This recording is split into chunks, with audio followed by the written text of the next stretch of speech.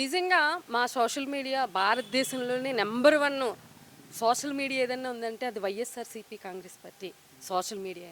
ఎందుకంటే ఇంత ధైర్యంగా ఎందుకు చెప్తున్నాం అంటే ఆ రోజున జగన్మోహన్ రెడ్డి గారు పేద ప్రజలకు చేసినటువంటి సంక్షేమ పథకాలే ఈ రోజున మేము జగనన్నకి మేము అంటే ఎవరు సపోర్ట్ లేకపోయినా కూడా ధైర్యంగా ఒక పోస్ట్ పెట్టగలుగుతున్నాము.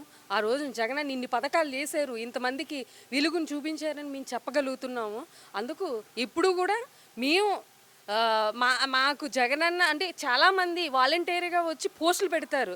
అంటే జగనన్న కలిసి కలిసి ఉండొచ్చు, కలిసి లేకపోవచ్చు, అయినా కూడా ప్రతి పోస్టు కూడా వాళ్ళ మనసుల్లో నుంచి వచ్చింది కాబట్టి ఈరోజు అంత ధైర్యంగా పోస్టులు పెట్టి ఈరోజు ప్రతిపక్షాన్ని వాళ్ళు దడదళ్ళు ఆడిస్తున్నారు. ఇప్పుడు ఇండిగో చూస్తూ ఉన్నాము, ప్రైవేట్ వాళ్ళు నడిపితే ఎలా ఉంటుందనేది చూస్తాం. అట్లానే రేపు గవర్నమెంట్ మెడికల్ కానీ ప్రైవేటీకరణ చేస్తున్నారు. ఈ సేమ్ ఇలానే అవ్వబోతుందంటారా? నిజంగా ఈ ఇండిగో పెద్ద ఉదాహరణగా మనం చూపించుకోవచ్చు. ఎందుకంటే అది ప్రైవేట్ వ్యక్తుల చేతుల్లో ఉంది కాబట్టి వాళ్ళకి ఇష్టం వచ్చినప్పుడు మేము చేయగలం, లేదంటే మానేయగలం అని చెప్పగలుగుతున్నారు. దానివల్ల కొన్ని లక్షల మంది ప్రయాణికులు ఇబ్బందులు పడ్డారు. వాళ్ళు చాలా పాపం కష్టమైన జీవితాన్ని అనుభవించారు వన్ వీక్ దగ్గర. మరి అలాంటిది ప్రజలకు నిత్యం అందుబాటులో ఉండే ఈ మెడికల్ కాలేజీలని రేపు ప్రైవేటీకరణ చేస్తే వాళ్ళ యొక్క జీవితాలతో నిజంగా ఆడుకున్నట్టే కదా, వాళ్ళ ప్రాణాలతో ఆడుకుంటలేదా ఈ ప్రభుత్వం? అంటే ప్రైవేటీకరణ చేసాక రేపు పొద్దున ప్రైవేటు వ్యక్తుల చేతుల్లోకి వెళ్ళిపోయిన తర్వాత రేపు వాళ్ళు అవసరమైనప్పుడు సమ్మెలు చేస్తారు, లేకపోతే మేము ఆప్ చేసేస్తాం, ఈ దీనికి సంబంధించినవన్నీ ఆపేస్తామని చెప్తారు. ఇవన్నీ చేస్తున్నప్పుడు చాలా ఇబ్బందికరమైన పరిస్థితులు ఎదుర్కోవాల్సి వస్తుంది.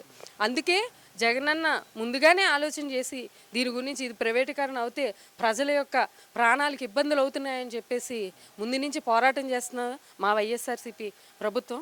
తప్పకుండా దీని మీద మేము ఇంకా ముందు ఇంకా పోరాటాలు చేస్తాం మా పార్టీ. అలానే డెవలప్మెంట్ లేదు, డెవలప్మెంట్ మొత్తం మేము చేసామనేది వాళ్ళ వాదన అండి. అంటే మీరు ఏ డెవలప్మెంట్ చేయలేదు ఈ 5 సంవత్సరాల్లో? అసలు డెవలప్మెంట్ అనే దానికి వాళ్ళు అసలు ఆ మాట మాట్లాడడానికి కూడా సరిపోరు. ఎందుకంటే అప్పులు చేయడం తప్పించి వాళ్ళ డెవలప్మెంట్ ఎక్కడా కనిపించదు. మీరు చూడండి, నిజంగా చూస్తున్నారు కదా, పాలు పోసి ఎత్తుకుండా అన్నారు. పాలు కాదు కదా, కనీసం బండి పడిపోతే కూడా లేవ తీసుకోలేనంత పెద్ద పెద్ద గుతుకులు ఉన్నాయి. అలాంటిది వీళ్ళు ఏం డెవలప్ చేశారు? వీళ్ళ వరకు వీళ్ళ రాజధాని మేము కట్టుకుంటామని చెప్పేసి రాజధానికి పెట్టుబడులు ఆశ చూపించి శుభ్రంగా దోచుకుంటున్నారు. అంతే తప్పించి డెవలప్మెంట్ అయితే ఎక్కడ కనిపించదు.